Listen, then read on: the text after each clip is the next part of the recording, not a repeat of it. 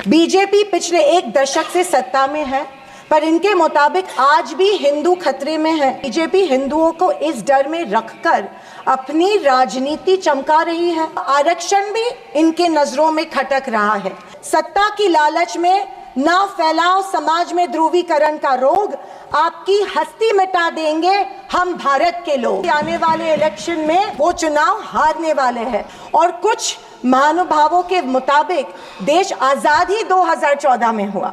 वित्त मंत्री से हम क्या उम्मीद करें जो प्याज के बढ़ते दाम के सवाल पर कहती है कि दाम बढ़ते हो तो बढ़ने दो, मैं प्याज नहीं खाती। स्कूल कॉलेज के फीस बढ़ते हैं तो बढ़ने दो, हम शिक्षा नहीं भक्त बढ़ाते हैं। किसानों को फंसाया जा रहा है किसान योजना के माध्यम में से। जनता ने अस्वीकार किया, पर आपके 400 पार का क्या हुआ कि हार गए तो क्या हुआ, झोला उठा के चल नहीं देंगे। पैसा और सत्ता कुछ क्षण ठेकेदारों के पास संचित हो रहा है।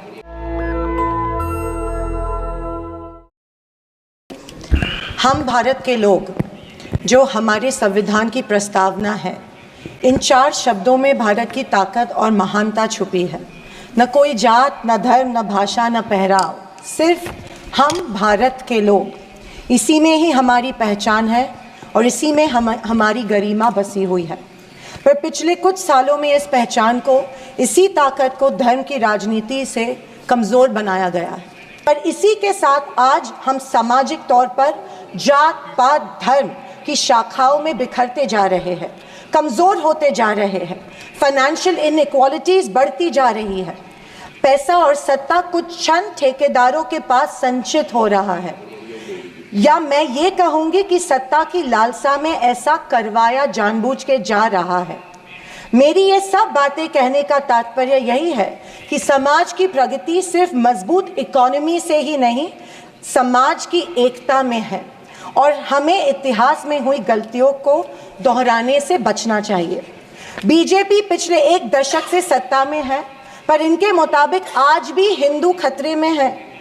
क्या ये हकीकत है या फिर बीजेपी हिंदुओं को इस डर में रखकर अपनी राजनीति चमका रही है?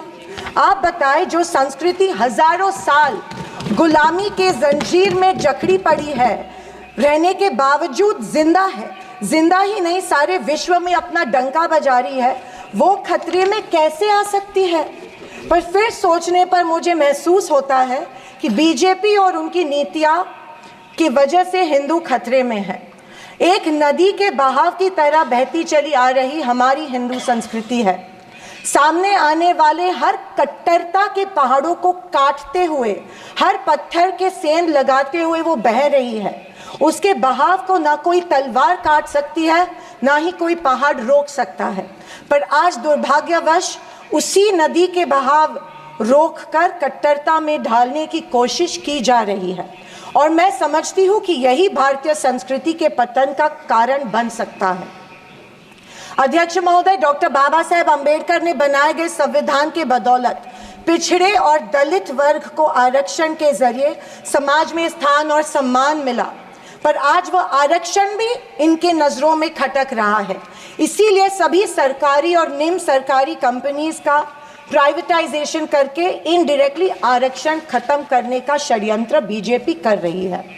स्पीकर सर, इनके मुताबिक गए 2014 के पहले कोई भी अच्छा काम देश में नहीं हुआ और कुछ महानुभावों के मुताबिक देश आज़ाद ही 2014 में हुआ। खैर, आप कितनी भी कोशिश कीजिए, लेकिन इस सच्चाई को नहीं झटला सकते कि आज जो भारत चांद पर पहुंचा, उसकी नींव इसरो के रूप में पंडित नेहरू जी ने रखी थी। 2014 से बीजेपी अपने झूठे प्रोपेगेंडा से कांग्रेस की लेगेसी को मिटाने की पुरजोर कोशिश कर रही है, पर इनकी लाखों नॉन बायोलॉजिकल कोशिश के बावजूद दुनिया इस देश को नेहरू गांधी का देश ही मानेगी। ये दुनिया की किसी भी कोने में जब जाते हैं तो इनको गांधी जी के प्रतिमा के सामने ही नतमस्तक होना पड़ता है। ऐसी सरकार और ऐसे वित्त मंत्री से हम क्या उम्मीद करें जो प्याज के बढ़ते दाम के सवाल पर कहती है कि दाम बढ़ते हो तो बढ़ने दो, मैं प्याज नहीं खाती। स्कूल कॉलेज के फीस बढ़ते हैं तो बढ़ने दो, हम शिक्षा नहीं भक्त बढ़ाते हैं। पर फिर भी जनता की प्रतिनिधि होने के नाते मेरा दायित्व है कि मैं लोगों के प्रश्न इस सदन में समक्ष पेश करूं। अध्यक्ष महोदय, पंतप्रधान किसान सम्मान योजना के बारे में मैं बोलना चाहती हूँ। पंतप्रधान किसान योजना के माध्यम से किसानों को सालाना 6,000 रुपये दिए जाते हैं। 2,000 रुपये 3 इंस्टॉलमेंट्स में दिए जाते हैं। 2,000 रुपये दिए जाते हैं, लेकिन 18% फर्टिलाइजर्स के सैक पे उनको जीएसटी के माध्यम से देना पड़ता है। एक किसान एक साल में कम से कम 1 लाख के फर्टिलाइजर खरीदता है, तो आप 6,000 रुपये देते हो लेकिन 18,000 उनसे लेते हो। ये किस तरह की नाइंसाफी हुई उस किसान पे? आप मजाक उड़ा रहे हो उस किसान का। 6,000 रुपये देते, 18,000 रुपये जीएसटी के माध्यम से लेते हो। जब यूपीए की सरकार थी तब फर्टिलाइजर्स और औजारों पे से जीएसटी एग्जेम्प्ट की गई थी। मेरी मांग है कि 2,000 रुपये का जो अमाउंट है, जो 6,000 सालाना मिलते हैं, वो बढ़ा के 12,000 किए जाने चाहिए। अध्यक्ष महोदय, किसान सम्मान योजना, मेरे कॉन्स्टिट्यूएंसी में करीबन 50,000 लोग इस योजना से वंचित है क्योंकि इसको अप्रूवल्स नहीं मिल रहे हैं। जब वो मंत्रालय में जाते हैं और पूछते हैं हमारी योजना को अप्रूवल को क्या हुआ, वो कहते हैं कि दिल्ली जाके पूछो, हमें नहीं पता है। तो किसान योजना, किसान सम्मान योजना का इंटेंशन क्या है? या तो किसानों को फंसाया जा रहा है किसान योजना के माध्यम में से। अध्यक्ष महोदय, फसल बीमा योजना, महाराष्ट्र में, पश्चिम महाराष्ट्र में शोलापुर, सांगली, सातारा, कोल्हापुर में उड़द दाल और अरहर की दाल यहाँ पे उगाई जाती है, लेकिन फसल बीमा योजना मिलती है सिर्फ बाजरा, मक्का और सोयाबीन के लिए। आपके माध्यम से मैं फाइनेंस मिनिस्टर से गुजारिश करती हूँ कि अरहर और उड़द के लिए भी फसल बीमा योजना के फॉर्म एक्सेप्ट किए चुके हैं, भर दिए हैं, लेकिन फसल बीमा योजना मिल नहीं रही है। अध्यक्ष महोदय, पंतप्रधान आवास योजना, आदरणीय फाइनेंस मिनिस्टर जी ने कहा कि एडिशनल 3 करोड़ हाउसेज, घर यहाँ पे इंक्रीज करके इस बजट में दे रहे हैं, लेकिन पंतप्रधान आवास योजना का टारगेट अभी तक महाराष्ट्र को नहीं मिला है, क्योंकि ये योजना जो है गाँवठान जमीन पे घर बांधे जाते हैं, लेकिन असलियत ये है कि गांव में गाँवठान जमीन है ही नहीं। जब कलेक्टर के पास जाते हैं तो कहा जाता है कि गाँवठान जमीन नहीं है, गायरान जमीन ढूंढ के लाओ, हम आपको पीएम आवास योजना देंगे। अभी गाँवठान जमीन लाएंगे कहाँ से? तो अब आपके माध्यम में से मैं फाइनेंस मिनिस्टर को रिक्वेस्ट करती हूँ कि सारे कलेक्टर्स, डिस्ट्रिक्ट कलेक्टर्स को आदेश दे कि जितनी भी गायरान जमीनें हैं गाँव में, उनको गाँवठान करके पंतप्रधान आवास योजना लोगों को लागू की जाए और सारे जो पेंडिंग प्रपोजल्स हैं वो एक्सेप्ट किए जाए। और मेरी आपसे ये गुजारिश है कि 1,40,000 रुपये इस योजना के लिए मिलते हैं, ये बहुत तुटपुंजी है, इसके लिए 2,50,000 दिए जाए पंतप्रधान आवास योजना के लिए। अध्यक्ष महोदय, मुद्रा लोन 2014 में प्राइम मिनिस्टर ने बड़ी एम्बिशियसली मुद्रा लोन की घोषणा की थी। कल फाइनेंस मिनिस्टर ने इसकी जो राशि है 10 लाख से लेके 20 लाख की, लेकिन मुद्रा लोन उस पीरियड में उन्हीं लोगों को मिले जिनकी सिफारिशें बीजेपी के कार्यकर्ताओं ने की थी, जबकि सामान्य आदमी जो है, आम आदमी जो है, उसको ये लोन नहीं मिला था। सिर्फ कुछ चंद लोगों को ये लोन दिया गया था। मेरी ये मांग है कि कोरोना के टाइम पे जो लाभार्थी मुद्रा लोन का कर्ज फेड नहीं पाए, उनके लिए जैसे अपने अदानी अंबानी के लिए कर्जा माफ किया है, वैसे इन लाभार्थियों के लिए भी कर्जा माफ किया जाए, तुरंत माफ किया जाए मुद्रा लोन का जो परत फेड करने का कर्जा है। आदरणीय अध्यक्ष महोदय, माइक्रो फाइनेंस और चिट फंड्स जो दिए जाते हैं हमारे सेल्फ हेल्प ग्रुप्स को, बीड़ी कामगारों को, पावर लूम वर्कर्स को दिए जाते हैं, हमारी काफ़ी सारी महिलाओं को दिए जाते हैं, लेकिन ये माइक्रो फाइनेंस और चिट फंड्स पे के ऊपर रेगुलेटरी अथॉरिटी नहीं होती है, इसीलिए ये बेहिसाब इंटरेस्ट इन लोगों से, गरीब लोगों से लेते हैं। अध्यक्ष महोदय, मुझे इस बात का दुख हो रहा है कि कल के बजट के स्पीच में हमारी अन्न धान्य सुरक्षा योजना जो है, अन्न सुरक्षा योजना जो यूपीए सरकार ने लाई थी, उसके बारे में फाइनेंस मिनिस्टर ने कोई जिक्र नहीं किया। पिछले 10 साल से हमारे देश का जो गरीब है उसको एपीएल कार्ड धारक को अन्नधान्य योजना का लाभ नहीं मिल रहा है। 10 साल से करोड़ों लोग इस योजना से वंचित रह रहे हैं, भूखे मर रहे हैं। और जैसे शैलजा जी ने कहा था, कुपोषण का प्रमाण जो है हमारी देश में बढ़ रहा है।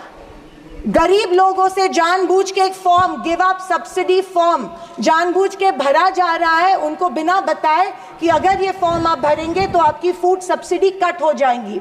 ये जबरदस्ती उनसे ये फॉर्म भरवा रहे हैं ताकि उनको इस योजना, जो कि कांग्रेस की योजना थी, उसका लाभ न मिले। और इसके वजह से ढेर सारे लोग भूखे हमारे देश में मर रहे हैं।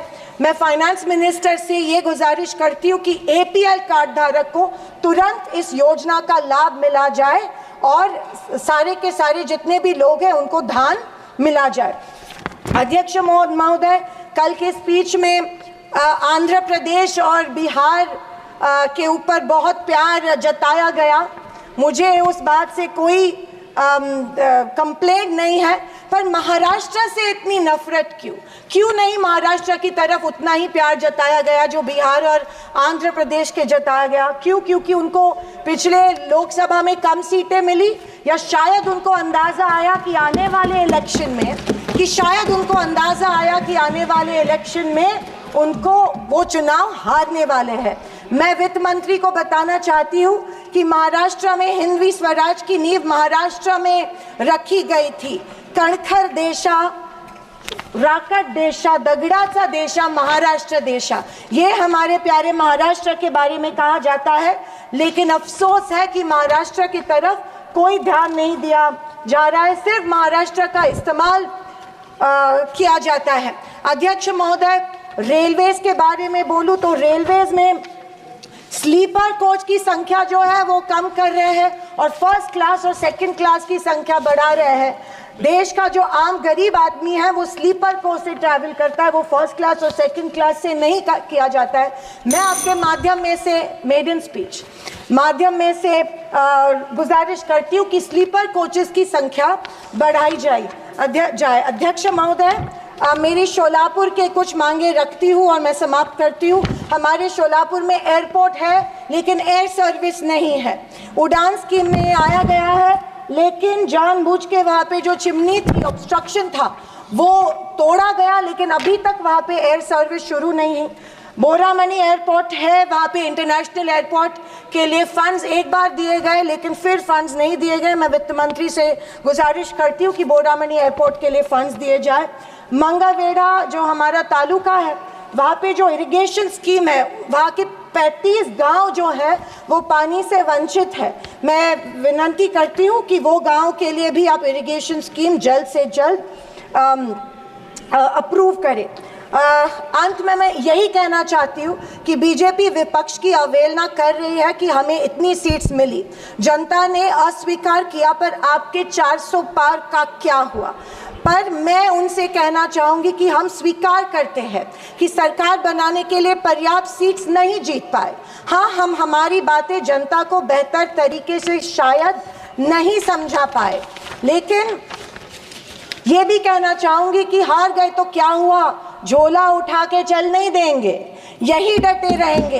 एक मजबूत विपक्ष के रूप में भारत की जनता की आवाज़ बुलंद करते रहेंगे, सिर्फ और सिर्फ इस देश के लिए और इस देश के जनता के लिए। और आखिरी कुछ शब्द कह के मैं समाप्त करना चाहूँगी कि सत्ता की लालच में न फैलाओ समाज में ध्रुवीकरण का रोग। सत्ता की लालच में न फैलाओ समाज में ध्रुवीकरण का रोग, आपकी हस्ती मिटा देंगे हम भारत के लोग। जय हिंद, धन्यवाद, जय महाराष्ट्र। नेशनल दस्तक की आपसे गुजारिश है कि अगर इसको बचाना चाहते हैं तो नेशनल दस्तक को सब्सक्राइब करने के लिए रेड कलर के सब्सक्राइब बटन को दबाएं, फिर बेल आइकन की घंटी दबाएं। नेशनल दस्तक को बचाने के लिए बहुत जरूरी है कि हर खबर को शेयर करें, लाइक करें, कमेंट जरूर करें।